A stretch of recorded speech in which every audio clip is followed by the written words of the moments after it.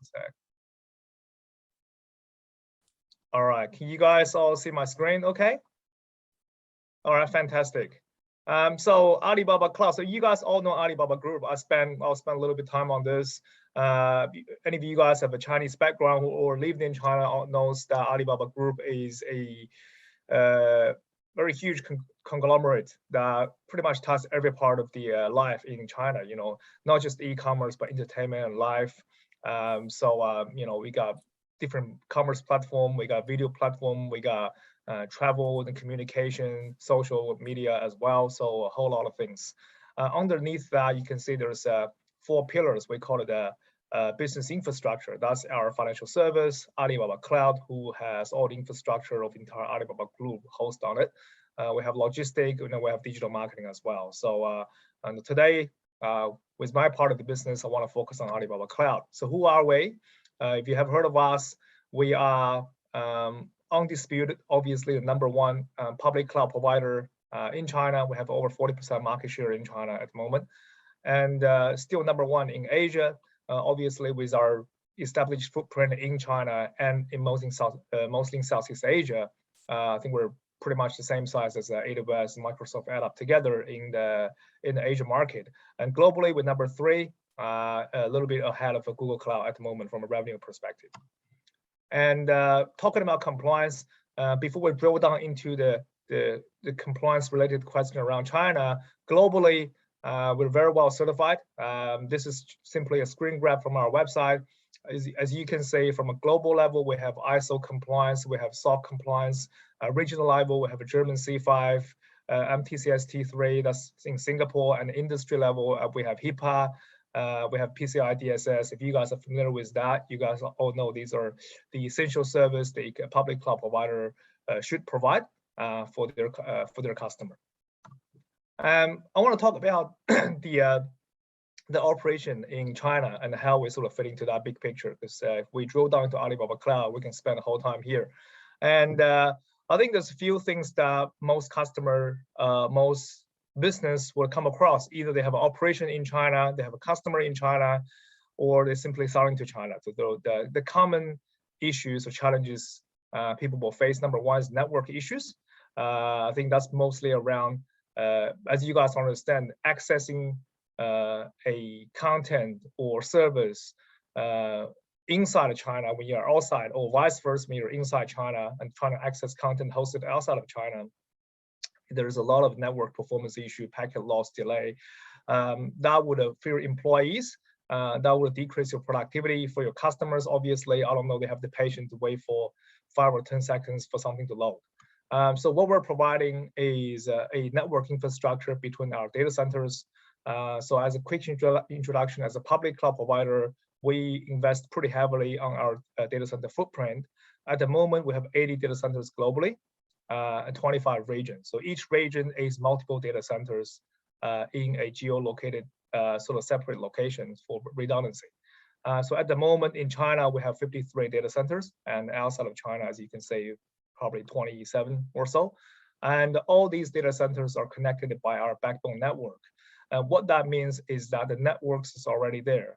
And so when you guys or any companies, doesn't matter if you're big or small, the difference between us and a lot of other provider is that we could let you have a very small bandwidth or connectivity to solve the network issue of on-demand, you know, based on how much you use. So it's very efficient for a lot of business just entering China, and they don't know how much bandwidth or what network they need because the business can grow rapidly. So they might have to increase that from a month-to-month basis, or it might unfortunately decrease. So you have to shrink that. So in this case, with our network infrastructure already invested, you could rent a small or large network and adjust it in real time with us at any given time. An example is that at the moment there are 30 out of 47 large universities in Australia and New Zealand are using our network to deliver online learning into China. As you know, when COVID outbreaks breaks out, and most students, Chinese students, they couldn't come back, so they have to stay in China, and it's have a huge impact for the university, not just the way they deliver content, but also the revenue as well. So to make sure they can hold on to those students and continue to deliver content as promised to those students, they work with us. We are able to get this connectivity up and running within a matter of days, and obviously catering the unpredictable COVID situation. They can increase the bandwidth, they can decrease the bandwidth as students come back. It's very flexible. And so that is one of the key reasons the university will work with us. But obviously there are other large enterprise, for example, like a Chemist Warehouse, and we have Fonterra in New Zealand, all working with us on connectivity. So the second challenge I would say is probably access cloud resource. So if you have to either host your enterprise system in China, or you wanted to deploy a website and host it in China, those sort of things, Alibaba Cloud are able to basically provide you with that sort of a cloud computing resource in China within a matter of minutes. You open up an account, you can do it. A lot of other providers on the market requires you to have an entity in China before you do it. So that's a bit of a hurdle to jump through, where for us, we give you two options. We have our Alibaba Cloud Computing China entity and our Alibaba Cloud International entity in Singapore. Depends on where you have entity. You can choose to build with any one of them. And even you don't have entity in China, you can work with the global office. And there's, you don't need entity. There's no ICP required. It's bilingual support, billing in USD. So basically, you can deploy those resources in China in a matter of minutes. And example is Airwallex. I don't know if you guys heard of that. It's a very successful fintech company. I think they recently completed their Series E funding, another $100 million. So very impressive. They've started in Melbourne in 2016. And I think they're now valued over $7.7 billion, and they become a truly global company. They worked with us in the beginning in terms of being able to deploy infrastructure and sort out connectivity, expand pretty quickly in Asia, in China. And the last part is compliance regulation. So I just want to share one slide with you guys. Probably so later on, if you guys have questions, you can ask Mike, as I said before. So you can say this is like an onions, a layer of issues that you have to be aware of. At the very top is the cybersecurity law, and then you have a cybersecurity classifier protection scheme, and the different layer of things. But essentially, what that means is that China is also tightening its data control and privacy. So an example is the recently released personal data protection law, where personal data and the national critical infrastructure data cannot leave China, or needs to be governed pretty according to the compliance and the regulations outlined.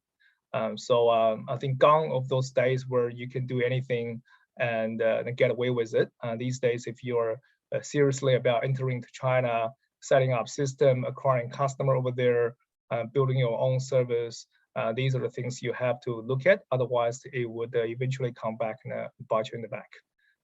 And we can obviously offer advice around this.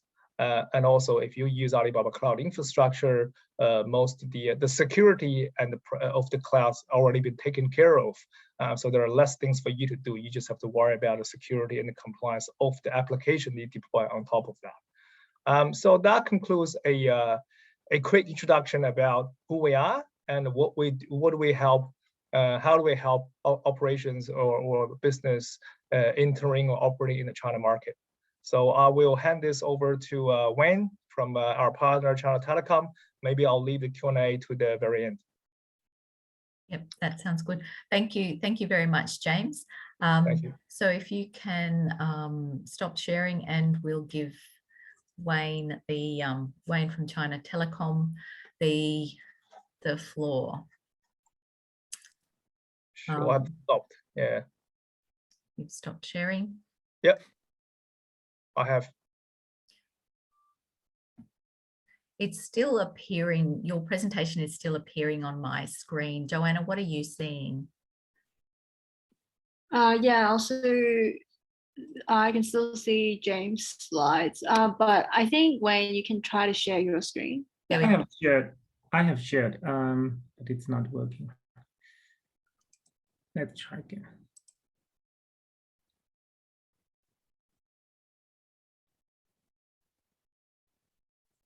On my side, I have sharing my screen, but Yes. Yeah, we can see it now.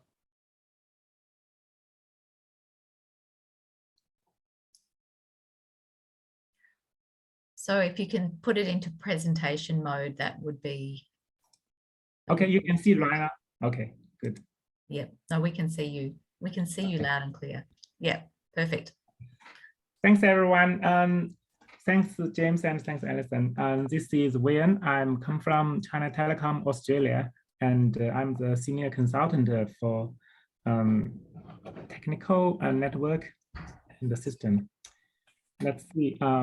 Let's introduce China Telecom. China Telecom is the world's largest broadband operator with 150 million subscribers. And we are the world's largest IPTV operator with 111 million subscribers. And we are the world's largest 4G LTE FDD mobile operator. And in 2018, the revenue is about 75,000 million in AUD. Okay, China Telecom Global is established in 2000 in Hong Kong. So our headquarters is in Hong Kong, and then we create China Telecom America, China Telecom Europe, and China Telecom Australia is begin from 2011. So we have a lot of branches, and mainly we according to the area, we will separate into Asia Pacific and America, Europe, and Africa, 4 parts. So Australia is belong to our APAC department. And we have, this is just our overseas network purpose. We have over 200 purposes around the world, and 98 is transmission pop, like IPL, private link, and SDH, and 53 is VPN, MPLS VPN pop, and 29 is internet pop, and 20 is DC pop. And but within China mainland, we have more than 160 purpose around China. This is China, how we connect with our neighboring country or area, and this is mainly for the land cable to Russia, Europe, and to Central area, India, and to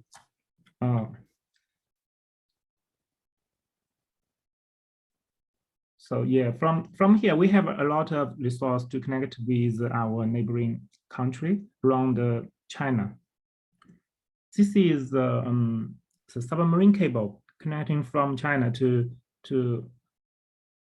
Europe and America and to Asia. So from there we can see the main resources all connected from Shanghai and Hong Kong. Yeah, this is the total resource we have between Asia and America. We have total 12.6 TB resource. This is the capacity, the bandwidth, and within Asia Pacific we have 33.1 T, and between Asia and Europe we have 2.6 T, and we have total 41 submarine cable, and total 55.4 T resource. The submarine cable submarine cable has 28 T, and land cable has 27 T. Let's see our products and service. We are a carrier, so we provide the basic service like bandwidth, IP service, and voice, mobile, And we can provide some infrastructure service like data center, cloud, managed service, and ICT.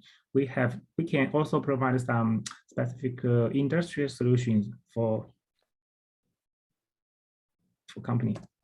And this is our vertical solutions, including we can provide a service for content delivery, the OTT, and banking, and campus, and high frequency trading, and MNC banking, and some other in industry. This is we can provide some extremely low latency between the main city, like from Hong Kong to Singapore, from Hong Kong to New York, Frankfurt, and from Shanghai to or other cities. We can provide very low latency transmission solutions for this city. This is a traditional, we provide the traditional IPL and MPLS network like all carrier do. Okay, this is the global, we have more than 2.3 million Chinese websites hosting on our website, on our network, and we have about 70% of total Chinese content in China Telecom. And in China, we have over 550 IDC in mainland China. Okay, this is for internet access. We can provide peer-to-peer and China access and global transit and global internet access. Let's simply introduce China Telecom Australia. We established in 2011 and the headquarters is in Sydney. We have branch office in Perth, Melbourne, Brisbane, and we have POPR, the network POP in Sydney and Perth. And we can provide a service for Australia, New Zealand, island countries. Yeah, we can provide a turnkey solution and we can provide a one-stop service. You can sign contract with us, then we provide a service all over our network globally. Okay, thank you, that's all.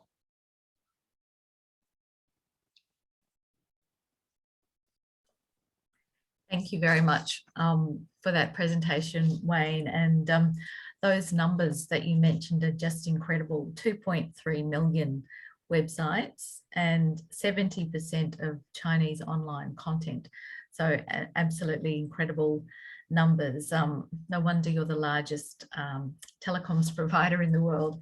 And thank you to James as well for your presentation. And yes, we know Airwallex well. They've joined up with us as a member, so we're really pleased about that. And looking at the number of educational institutions that you support as well, I think that really says a lot about the service that you're able to provide to businesses. Now we will move to the question and answer session now. So we have some real experts on the line. If you've got questions, please do ask them. But I'll kick off with a few of my own, if that's okay. You mentioned, James, you mentioned latency and the importance of avoiding latency in cross-border business. And you talked about 5 seconds as the time it sometimes takes to download information. And to me, 5 seconds doesn't sound that long, but did you want to say a bit about the China market and, you know, the real demand for absolutely instantaneous access to information and what it can mean if you're not able to get that instant download available and you have latency problems, because I do know that this is an area that Australian businesses do sometimes struggle with in China. Yeah, sure. I'll share some of my insight. I'm sure Wayne is a lot more technical than me on the latency issue, but I think that in general is because the network between China and outside are obviously not that quick. So the latency is determined by physical distance. So I don't think you can really make it quicker as perceived. But the reason that you say that if you are in China, you're trying to access the website hosted outside of China that takes 5 seconds to load. Mostly is because of the packet loss. So it keep requesting the same information over and over again. That's why you have to wait for 5 seconds. Well, there is 2 ways to solve this. Number 1 is to deploy your website in China, but there is a hurdle you have to jump through. That means you need to have a ICP license. ICP stands for Internet Content Provider. To get an ICP license, you need to have an entity in China, then all that sort of things. For a lot of a large organization who's well established in China, it's not a problem. But then for a lot of companies who are not there yet, doesn't have not even a rep office, but wanted to sell things or present information into China, then you will inevitably have your customer accessing a website hosted outside of China. So, and the experience will be terrible. You know, I wouldn't wait for 5 seconds. I'll run out of patience. But the thing is, normally you wouldn't just stay on one page. You jump from one page to another. Is terrible. So one way to solve that is through a, I won't get into technical details because I don't think we have a technical audience here, but there are various solutions that we can provide. But a key thing is that as a cloud provider, the solutions are elastic. What that means is that it grows, it expands, and it shrinks based on your business demand, and it's a subscription based. So it doesn't mean you have to commit for a very long-term sort of usage. It's really based on you know, how much you use, how long you need, and you can spin it up instantly. When I say instantly, I'm talking about a matter of minutes. You click that, resources there, because the resource is actually already there. We're paying for it. We're like the Uber of computing. You just pay for the service you need. So this works really, really well with business at a growing stage or exploring new markets. Because what you're facing is uncertainty, growth, or readjust your strategy. So these networks solution that we provide could really help with a lot of business that is entering China in this space. And yeah, hence that's the latency issue. Yeah, yeah. Mhm. And Wayne, did you want to add something there about lags that Okay. companies might experience between Australia and China? Yeah, sure.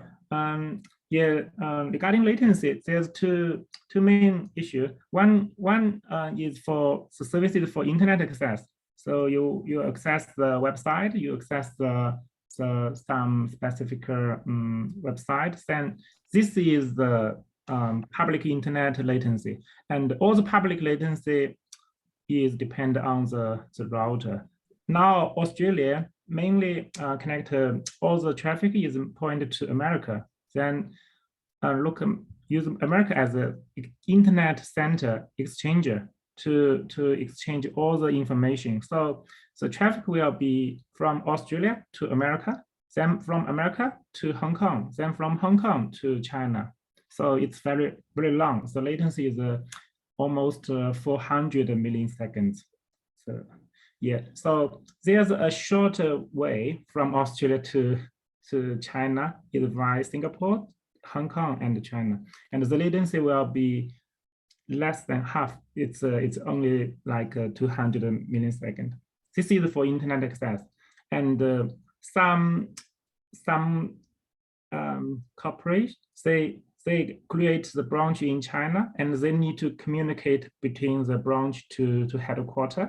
And this is another scenario. And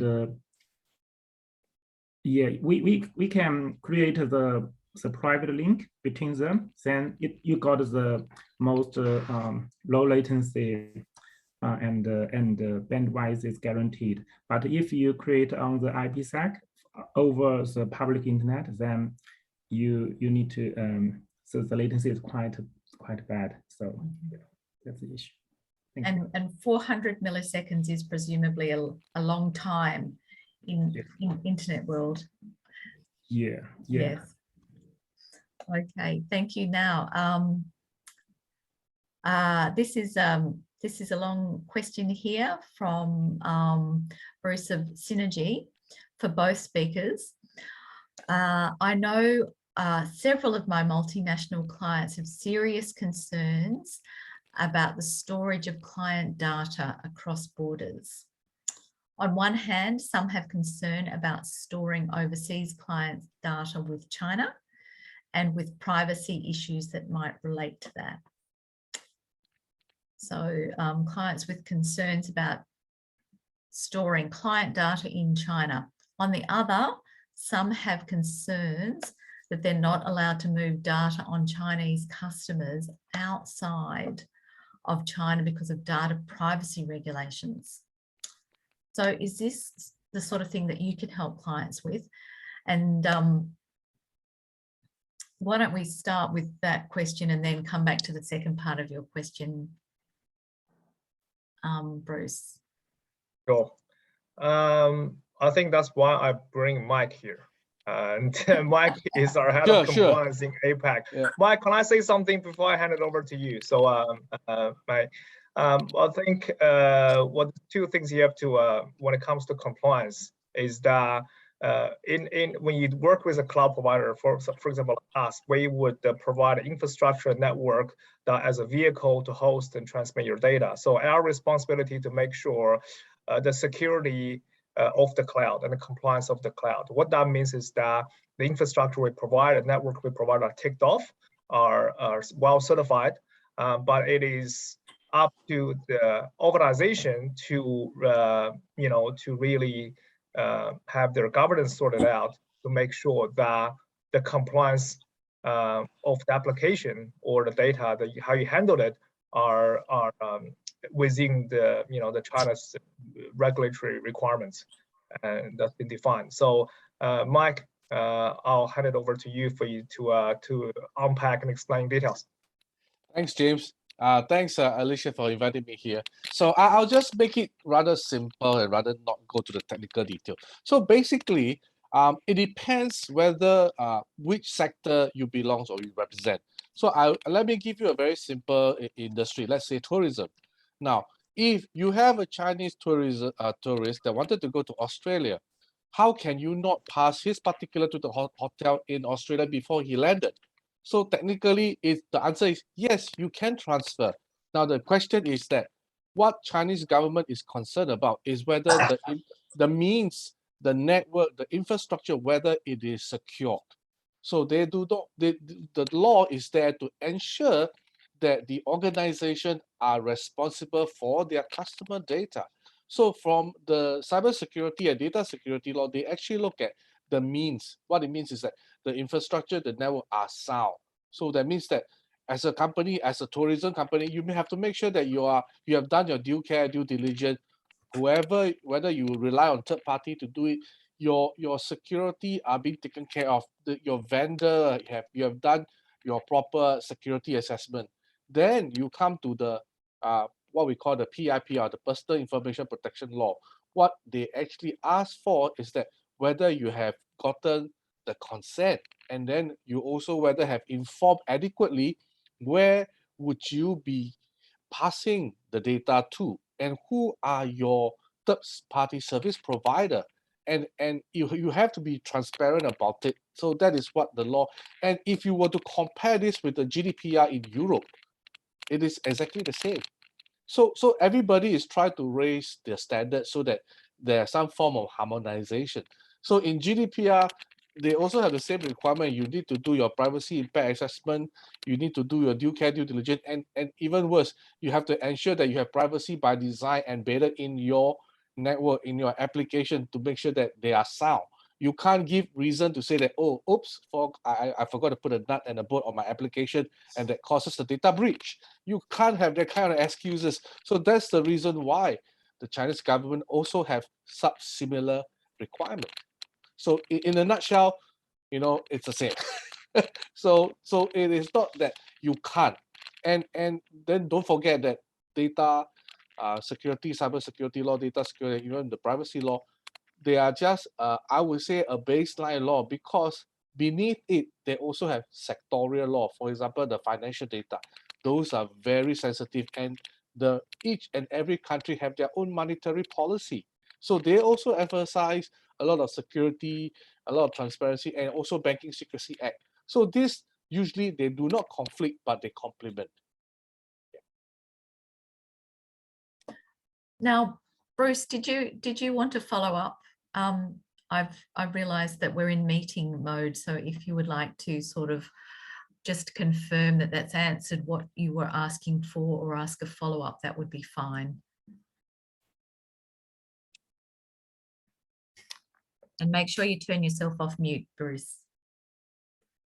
Oh, really good answers. Yeah, Thank there you. we go. Thank you. Thank you, Bruce. Okay, it sounds like we've answered Bruce's questions. Did you want to ask anything further, Bruce? No, it gets complicated. The clients are in areas like finance and healthcare, so it can. Then there are really complex privacy issues. But explaining Mike's explanation of comparing it to GDPR was really useful. Yep. Okay, so really diving straight into the complex regulatory issues. So if you've got any further questions, please either just ask them or write those questions into the chat box. That will be fine. While we're on compliance, James, you mentioned that Alibaba Cloud can advise clients on compliance type issues. So how does that work then?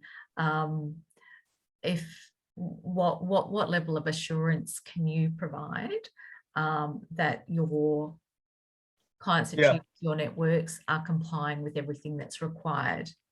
Sure, and I think let's, as a cloud provider in this case, from an advice perspective, we have Mike, we have a team that can share use cases, obviously not name customers, but how they sort of do best practice in certain area. But there's a very important concept when you work with a cloud provider. It's called shared responsibility. That means the data privacy and the security are a shared responsibility between our clients and us. So we will guarantee to provide the security and the privacy of the cloud, so that you can trust us. Now, we obviously been well certified by third parties that we are compliant. We do what we have to do to ensure the security and the privacy of the cloud. But the customer has to be responsible for the security in the cloud. That means we can provide. For example, give you an example of GDPR, right? So that I think one of the requirements, Mike, correct me if I'm wrong, is that the customer will have the rights to ask you to remove their data, their personal data from your application. Let's say if you're Facebook or you're a large organization who have multiple interaction with clients on different touch points, and you have customers' data stored everywhere, their footprint, their so when you have to comply with GDPR or maybe the upcoming China personal data privacy law, that you have to remove all this data. It is your responsibility to be able to demonstrate that you're able to track all those data down and remove them.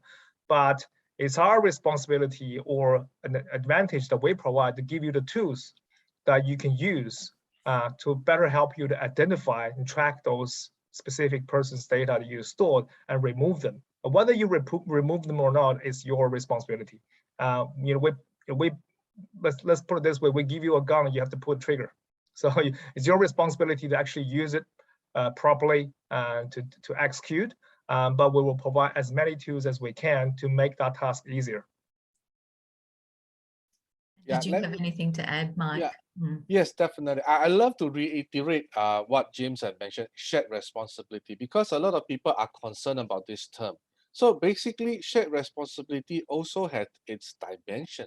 So what it means is that it depends on the type of cloud product you purchase. For example, in general speaking, cloud has 3 tiers of product. We have the infrastructure as a service, platform as a service, and application as a service or software as a service. Now, as you move towards to the software side, a lot of security concern actually owned by the cloud. Whereas as an infra as a service, as a cloud service provider, I don't even know what sort of application you're in place. So as a owner or the customer, you are answerable and you have to take control. Whereas on the software, even as a software as a service, we are not supposed to access your customer data. That is our baseline. that we cannot cross because we are just a cloud service provider. We ensure our security, be it our physical security or our perimeter security, are bulletproof, sound. But if your application or your administrator use a password as password, I can't guarantee it's not brute force proof.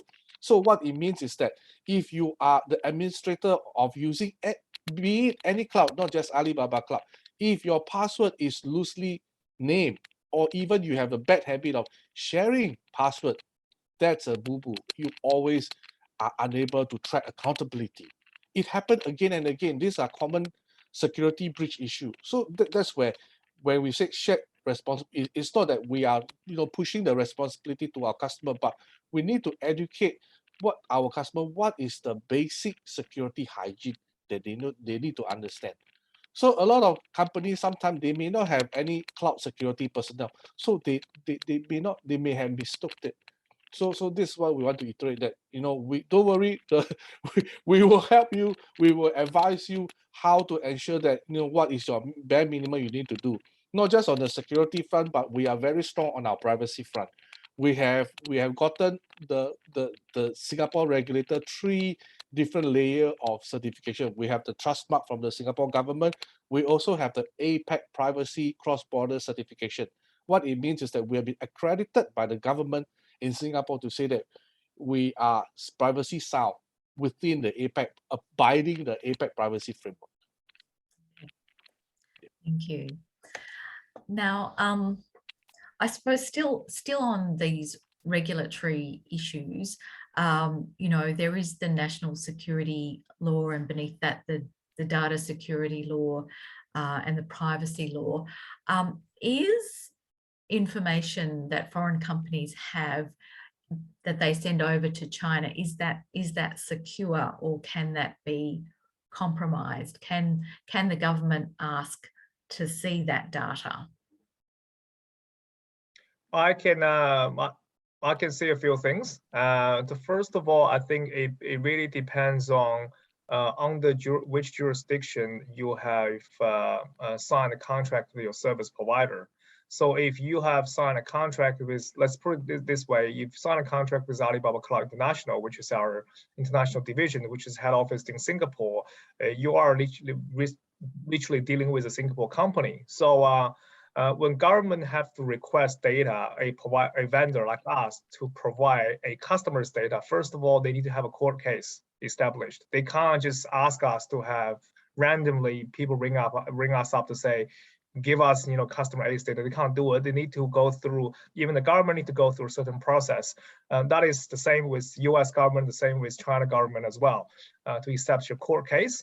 And then when it's a court case, there's a jurisdiction issue. So if it's a Singapore company, China does not have jurisdiction over Singapore, so they cannot ask for, they can't establish a court case to ask for a Singapore company to give them data. They can, but the Singapore company have no obligation to comply with. So in this case, if you're working with a Singapore company, you're not under the jurisdiction of China. Yeah. Yeah. Absolutely. And just to reiterate that, is that if your company has a data that's sent to the China storage node, a lot of time you have your own encryption. Even us, we cannot access. Even if we can download, it is all encrypted, let alone the regulator. If they want to force us to open, we can give them the encrypted data and they cannot do anything about it. Yeah. Okay. All right. Now, still on protections though, what about the whole area of cyber security? James, and maybe Wayne, you might have some comments there. It depends on which cyber attacks. Yeah, cyber attack. I think it really depends on what. I can share some stories here. What type of business you're in? There are certain businesses are very likely to get attacked. For example, if you know the fintech space, especially you're facing consumers. Those are attack can come from hackers trying to get into your database to steal critical information. It could also come from your competitors. Trust me. In a market that's highly competitive, your competitor can hire those resources on the market to attack you, to bring down your service for, you know, days, not hours, even days, just to damage your reputation. And, you know, then you lose client. When you lose client, they win. That's how it works. But just keep in mind that attacking anyone is not cheap. So if you want to launch a DDoS attack, especially large volume DDoS attack, it could cost you hundreds of thousands of dollars or millions of dollars to hire someone to attack your competitor. But those things happen. So in the fintech space, very often, especially facing large consumers, you will have hackers trying to steal information. You have competitors trying to buy those sort of service from black market and try to attack you. So what that happens to you, to prevent that, you will have to, how do I say, you have to buy insurance. If you're in that space, it's not a matter of if you will get attacked. If you don't get attacked, it means your business is probably not big enough. No one even bothered to attack you, because like I said, attacking people, cyber attack, it costs money, it costs resources, it's not free.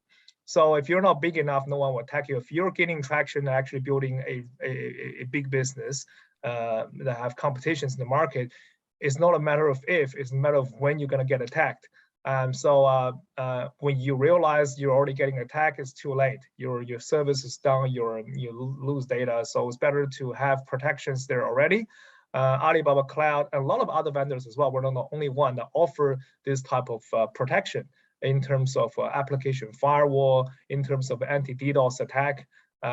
So these are the sort of things that we can provide. And obviously, not going into details. If you are in those areas, you should look into those services to protect yourself. Yeah. Yeah. And Wayne, did you want to add anything to that question? Yeah, we provide the managed service for a lot of clients, and this happens a lot. And so I was suggesting is do backup and separate the admin account separately for backup and the product system. So this will really help. Yeah. Yeah. It's quite scary, isn't it? Now, I guess going back to a fairly basic issue, I suppose, James, the Great Firewall. What does that mean, particularly for, say, smaller Australian companies that have got products and they maybe just want to dip their foot in the market? Then they can't be seen; they're invisible, isn't it right? I think there is a certain, obviously, censoring going on in terms of what information that are allowed to come in and out. And it's just to make sure, especially if you look at on the open internet, there's a lot of malicious information. We're talking about child pornography, gambling, solicitation. Those are sort of things China government does not want it to happen on internet. So there are certain governance that the government has to put on to make sure these are not on the internet. And what does censoring means there are servers that are monitoring those traffic. When that happens, everyone has finite resource. So when those servers cannot handle those the amount of requests and the information that are going through it, they will start dropping packets. Well, that's in the matter of internet, it means information will start dropping. That means from a consumer perspective, you're requesting to see a website, you have to request over and over again because your requests are lined up, because it's just a whole backlog of information that they have to censor to make sure there are none of those preventives involved in there. So from an end user perspective, yeah, that's why you see latency. For small business, I think the best thing to do is if you have entity in China, I would suggest you get an ICP license. It's not that hard, and the ICP license is not designed to make foreign company to jump through hoops. Even as a Chinese company, you still need to have ICP license, Internet Content Provider license. So if you already have entity in China, I suggest you get an ICP license. It's very easy. We provide this service as well if you use our server. And then once you have that, you can establish your website in China it's just a lot easier for customer to access that. If you don't have entity in China, not a problem. Like we said, we have network service. That's how we did it for many organizations, for Airwallex, for universities. That can just accelerate your website into China. So a lot of companies take two-step approach. Maybe they'll use an acceleration service first, just to test the market, see how it responds to their information, to their product. Then if they see there is a value to further invest, then maybe they'll set up an office in China, so on and so forth. And by that time, when you have ICP, you can simply migrate your website from outside of China to in China. So this does not, you don't have to choose one or the other. You can have both. Mm-hmm. Yeah. One of the things that struck me about your presentation was that you said you were able to set up connectivity into China for big Australian organizations like universities in a matter of days. That sounded incredible to me, given that it usually takes quite a long time to get these things set up. How is it that you're able organizationally to offer that? It's a good question. First of all, the public cloud business requires someone who have deep pocket to do it. Alibaba Cloud is one. Well, Alibaba Group is one of them. I have to say, we have a very rich parent who can help us to fund the business. Well, it means whether you use the server or the connectivity or not, those server and the connectivities are always there. They're up and they're running. We have 2 data centers in Sydney. That means, as we're speaking, there are thousands of servers in our data center that is switched on, up and running, waiting for you just to use them. Well, the cost for us is that if you don't use them, it will cost us the same amount of money. So that's our cost. But we'll balance that. We have very smart people who knows how to balance this out, handle it. But from a customer perspective, those servers are already switched on. They're already switched on. So you're not provisioning anything, ordering anything. If they are switched on, you simply just have to rent it. Rent it for as long as you need, as much as you need. That's why when the university start working with us, all the services are already there. When I say days, it's actually taking them days just to went through their internal approval. As you understand, universities, there are approval process involved, and for them to set up their own sort of a system to integrate with us. The service that we provide are already there. So when they're ready, it takes us, like I said, matter of minutes just to switch on in the control panel, in the console, to have it working. And given that you're able to offer companies a service where they get to use as much and pay for as much or as little as they need, are you finding that companies are coming to you who just want to test the market and see how they go before committing? Yeah, we see a lot of companies do that. I think that's the whole benefit of a cloud, not just network connectivity, but also from an infrastructure and everything else, perspective. They can not just test the market, test ideas as well. If you're a large organization, you want to set up a special project team to test a different application, different thoughts. You could literally spin up hundreds of servers in Alibaba Cloud as a testing environment or project environment. Work it for maybe a week or two, just test out your ideas, then shut them down. In a traditional sense, this is not Alibaba Cloud. All the cloud providers can do it. If you don't have public cloud, you will have to somehow provision hundreds of servers. Whether you buy them, that would be crazy, because you buy hundreds of servers and then you only use it for 2 weeks. What you're gonna do? You're gonna have them sit there and depreciate, or you rent from another provider who will not be able to, be that flexible. With cloud service, our network at the moment with our finance model, we can build by day at this stage. So how that works is we would buy network from the likes of China Telecom, Wayne's team. We would buy a very big pipe, and we would let you rent it, but we would cover the cost if no one rented.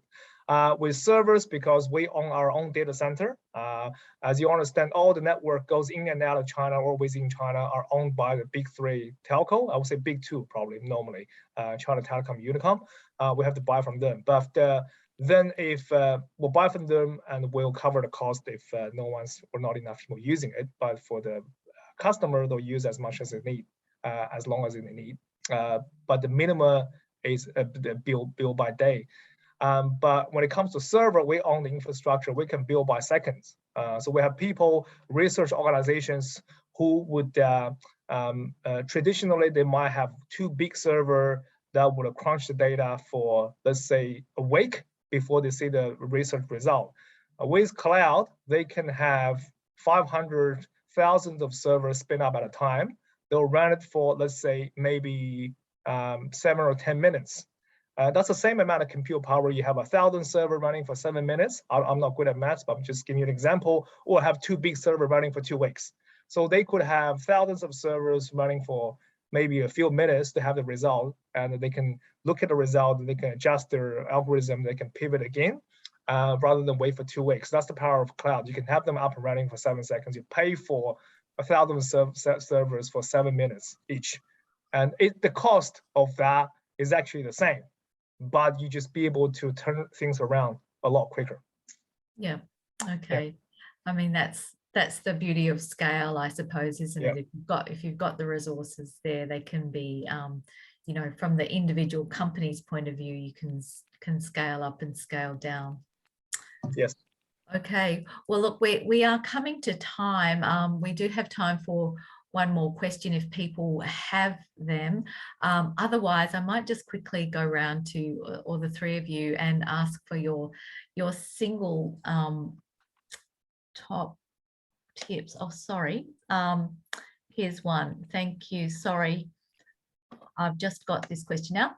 So COVID's accelerating the digitization of service provision across a range of sectors such as healthcare, education, etc. Where do the speakers think China's digital ecosystem will accelerate in the short term and the long term? So I think you're talking about acceleration of digital services in which sectors? Would that be right, Jean? Yeah, okay. You're asking that question. I'll offer you one tip. So that's actually a very great question. So where everyone want to know that, especially during investment. So I think the best way, I can't predict it. It's very hard. I haven't looked into it, to be honest. So I don't want to give you answers that's not accurate. But I personally wanted to look at the trend as well. I think the best way to look at trend in China or globally is to look at tier 1 venture capitalists and look at the capital market. Where is capital flowing? If the capital is actually flowing to healthcare at the moment, we're talking about tier 1 capital, you know, Square Capital, all those reputable VCs. If they're investing heavily into new energy, renewable energy, or healthcare, you know, they have professional analysts behind them to see where is the trend. So it's hard for us to read the news and analyze it. So might as well just follow them. If you see them investing into that space, you know that's the next trend. Quite simple. I will follow James back. Don't follow me. I don't do well on the capital market. Okay, so one last quick tip from Mike and Wayne, and then we might have to wrap things up for today. Mike, your top tip: follow the law. No, I think the COVID has definitely changed the world, how we live it, and we are using more Zoom, you know. So what I would say is that, you know, practice safe security, you know, understand what is the baseline that you need to treat your customer data. That will save you a lot of money, especially all the privacy regulator is chasing after all of us. Yeah. And Wayne, you've got the last word today. Yeah, we feel we are a supporter for Alibaba. We just build the access network. Let the end user can access the network. Then everything will provide from the cloud. So it's amazing. Yeah. It's all about the cloud. Yes. Yeah. Okay, well, thank you very much to Alibaba, and thank you, China Telecom, for joining this webinar.